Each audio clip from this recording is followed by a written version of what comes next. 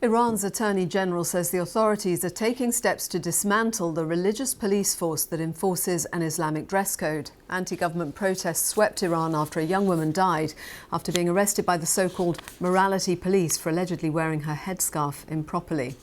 Savash Ardalan from the BBC Persian service has been following all the developments on this story and has more on the significance of this announcement.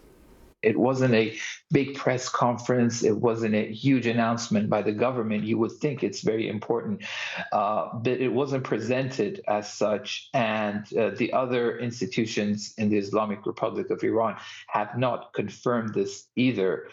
So given this multitude, these different centers of power, from what we know of this regime, it can very easily be denied. We have to wait. But the announcement comes a day after this same person, the Attorney General, said that the Parliament and another important institution called the Cultural Revolution High Security Council are jointly looking at the issue of mandatory hijab. The morality police was tasked with enforcing mandatory hijab.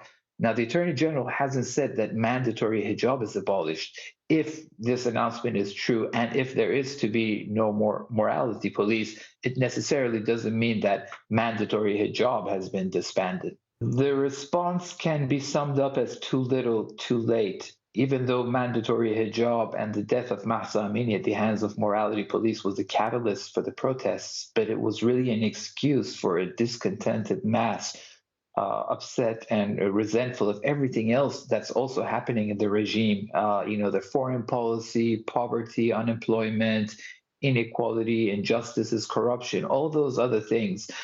So this was just a catalyst. And as far as the protesters are considered, this is just a bit too little, too late. And they're all saying that they are smelling weakness in the regime, so that it seems to have even further emboldened them, because the opposition has called for a 3-day strike and street protests tomorrow and 2 days afterwards. And it's just enforced and reinforced their call and their determination to hang in there and continue their protests.